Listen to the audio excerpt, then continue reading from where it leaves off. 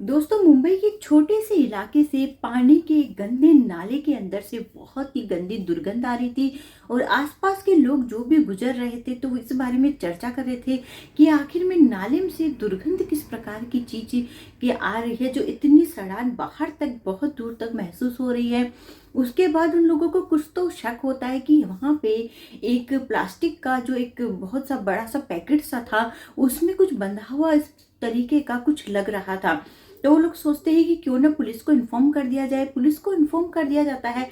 Police मौके पर पहुंचती है और प्लास्टिक का जो एक पैकेट टाइप का बंधा हुआ था उसे बाहर निकलवाती है। और उसे निकलवाने के बाद सब लोग चौंक जाते हैं, क्योंकि उसके अंदर से किसी की बॉडी का धड़ दिखाई देता है। बाकी पार्ट्स उसमें नहीं थे, लेकिन बॉडी का धड़ जो रहता है और धड़ से ये भी प्रतीत होता है कि वह किसी महिला का था। और भी बॉडी के पार्ट्स को तलाशने के लिए पुलिस नाले के अंदर खोजबीन करवाती है, लेकिन और बॉडी के पार्ट्स वहां पे नहीं मिलते, ओनली वहां उसका धड़ मिलता है।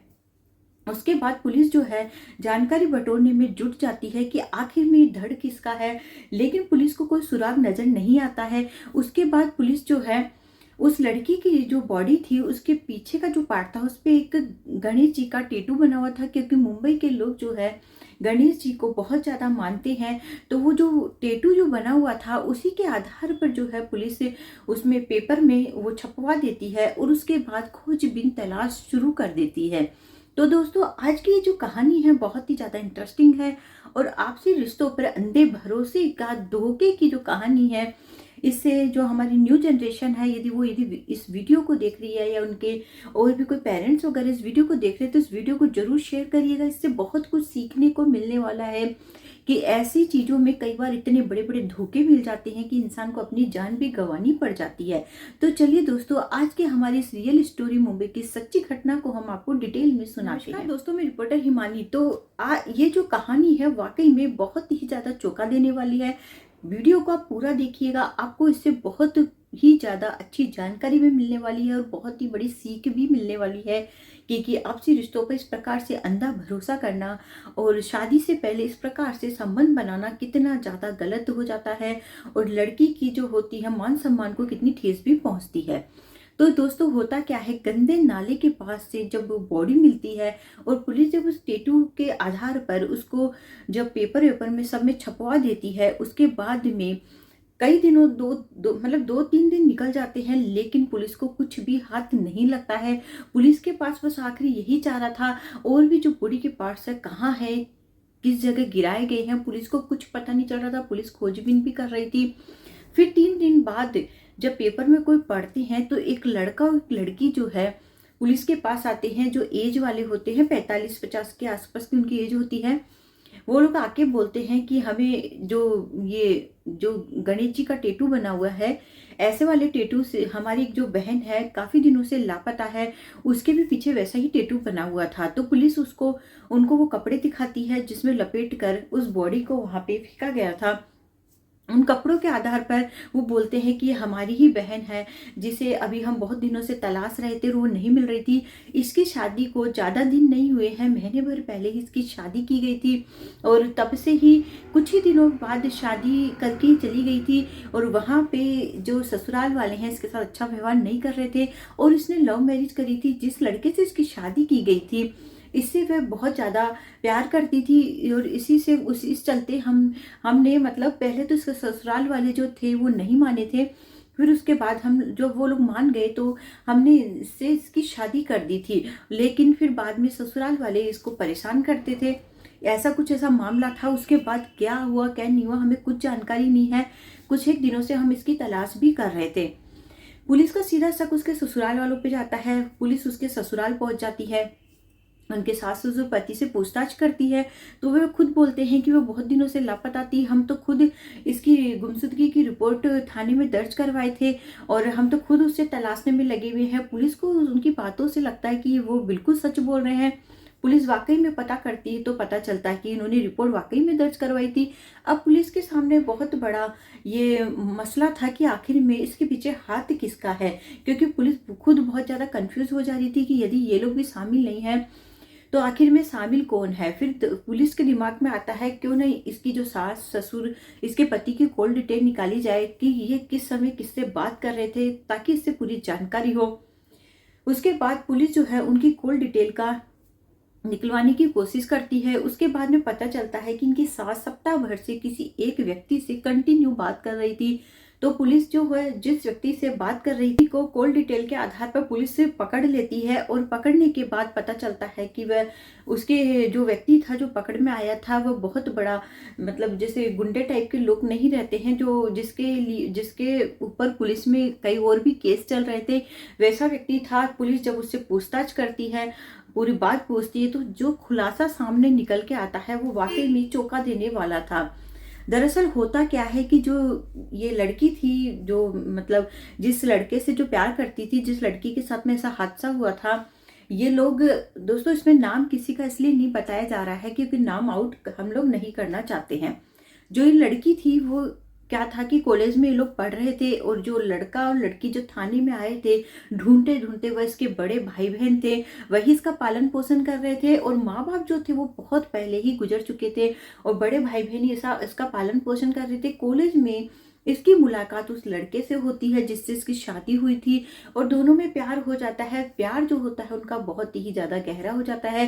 ये लोग साथ में रहना भी शुरू कर देते हैं बहुत घंटों तक, जैसे पति पत्नी रहते हैं, पति पत्नी में जैसे संबंध होते हैं वैसे संबंध भी इनके बनने लगते हैं।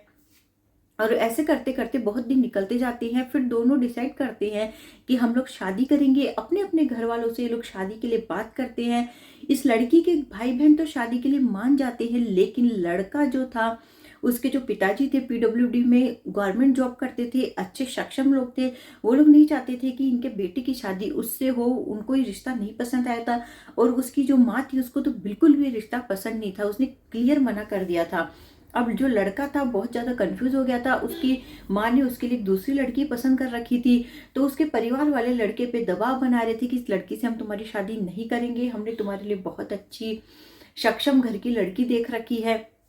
इसके बाद दोनों परिवारों के बीच में इस प्रकार की उलझन पैदा हो जाती है। लड़की बोलती है कि तुम्हारे परिवार वाले अगर शादी के लिए नहीं मान रहे हैं तो हम लोग भाग के शादी कर लेते हैं, बाद में जाके ये लोग मान जाएंगे। तो इस प्रकार से वो लड़की इस पर दबाव बनाती है, तो लड़का मना कर देता है, बोलता है कि भाग के शादी करना पॉसिबल नहीं हो पाएगा, मेरे घर वाले इसे बाद में जाके स्वीकार नहीं करेंगे। ऐसा ऐसा करके वो आनाकानी करने की कोशिश करता है।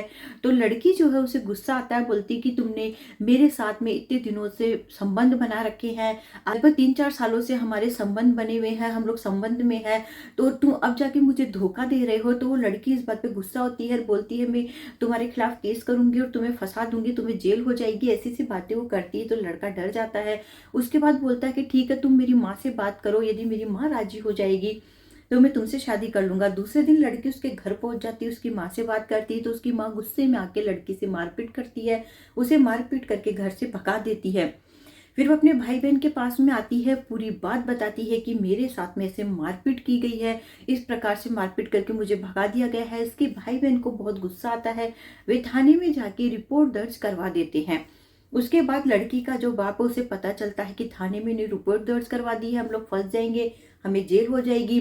तो जो लड़की का बाप होता है उन्हें समझा बुझा कर केस वापस करने के लिए दबाव डालता है, और बोलता है कि मैं इन लोगों की शादी कर। जब वो शादी करवाने के लिए तैयार हो जाता है तो वो लोग केस वापस ले लेते हैं, और मंदिर में थोड़े बहुत जो रिश्तेदार होते हैं, लड़के वाले और लड़की वाले के रिश्तेदार कुछ एक होते हैं, उनके ही सामने इनकी शादी करवा दी जाती है।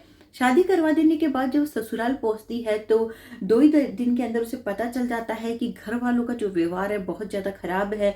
उसकी माँ और पिताजी उससे बिल्कुल अच्छा व्यवहार नहीं करते, माँ उससे मारपीट करती है। फिर वो 2 दिन बाद जब अपने भाई बहन के पास आती है तो बताती है कि वो लोग मेरे से बहुत मारपीट करते हैं, उनका व्यवहार अच्छा नहीं है।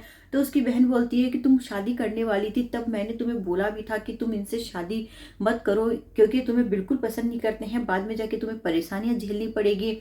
फिर उसकी बहन बोलती है कि अभी भी तुम इसे छोड़ दो, लेकिन फिर भी वो मानती नहीं है। 2 दिन अपने भाई बहन के पास रुकती है, फिर अपने ससुराल आ जाती है, और वहां आने के बाद में फिर वो लोग वैसा ही रवैया करते हैं। और उसके बाद जो ये एक व्यक्ति था जिससे वे कंटिन्यू 6-7 दिन से बात कर रही थी, इसकी सास, उसके साथ में मिलकर वो लोग प्लान बनाते हैं उसे रास्ते से हटाने का। रात में वो व्यक्ति आता है और उसकी बॉडी उसको तकिए से दबा के उसके साथ में मतलब वो करता है कि वो उसकी जान चली जाती है। उसके बाद उसके अलग अलग पार्ट्स को वो लोग अलग अलग जगहों पे फेंक देते हैं और इसी वजह से नाले के पास जो पार्ट गिरा था उसमें बहुत गंदी स्मेल आने लग जाती है। ऐसे करके पूरे मामले का खुलासा होता है। तब जाके पूरा मामला सामने आता है कि इन्हीं की वजह से ये सब कांड किया गया था। जब ये आदमी पकड़ा जाता है, पुलिस की कॉल डिटेल से सारी बात जब सामने आती है, पुलिस जब उस व्यक्ति को पकड़ती है जिसको उसकी माँ ने हायर किया था 1 लाख रुपए देकर उसके मतलब उसको रास्ते से हटाने के लिए अपनी बहू को, फिर वो आदमी जब पकड़ में आता है तब जाके पूरी बात का खुलासा होता है कि आखिर में उसके पूरे परिवार वाले, यहाँ तक कि जो लड़का उससे 3-4 साल से इतना गहरा प्यार कर रहा था, उसे बड़े बड़े वादे किए थे, वो लड़का भी उस गुनाह में इतना ही शामिल था। पुलिस पूरे घर वालों को पकड़ लेती है, जेल में डाल देती है। लेकिन इस प्रकार से अंधा भरोसा करना, किसी के प्यार में इस तरीके से पागल हो जाना, वो बहुत ही ज्यादा गलत है। जहां भी हमें महसूस होता है कि ये लड़का हमारे लायक नहीं है या लड़की हमारे लायक नहीं है, कोई भी हो, कई बार लड़कियां भी धोखा देती है, जहां भी महसूस होता है कि हमारे लायक नहीं, हमसे धोखा कर रहे, तो वहां से 10 कदम पीछे हट जाना चाहिए। क्योंकि हो सकता है इससे आपकी जान को भी खतरा हो सकता है। आप अपने परिवार वालों के लिए बहुत ज्यादा कीमती है। वो जो कुछ चंद पलों का प्यार है, कुछ दिनों का प्यार है, वो आपको धोखा दे सकता है। लेकिन आपके घर वाले जो आपके साथ में आजीवन जुड़े हुए हैं, आगे भी जुड़े रहेंगे, वे लोग आपके साथ में कभी धोखा नहीं करेंगे। और जब आपके साथ ऐसी घटना होती है, वो जो लड़का है जो 4 दिन का प्यार जो आपसे कर रहा है, उसके कुछ फर्क नहीं पड़ने वाला है। लेकिन आपके परिवार वाले हैं वो तो पूरी तरह से टूट के बिखर जाएंगे। इसलिए अपने परिवार से प्यार करिए, उनकी भावनाओं की कद्र करिए। ऐसे किसी भी गलत रास्ते पे भटकने से पहले 100 बार सोचिए, 100 बार जांच परख करिए, उसके बाद ही कदम बढ़ाइए। तो दोस्तों, ये कहानी कैसी लगी? वीडियो को ज़्यादा शेयर करिएगा अपने फैमिली और फ्रेंड्स में, ताकि वे लोग भी सावधान रहे, सतर्क रहे। और ये कहानी सुनाने का उद्देश्य सिर्फ आपको सावधान सतर्क करना है, आपका दिल दुखाना नहीं है। मिलते हैं अगले वीडियो में दोस्तों, बाय।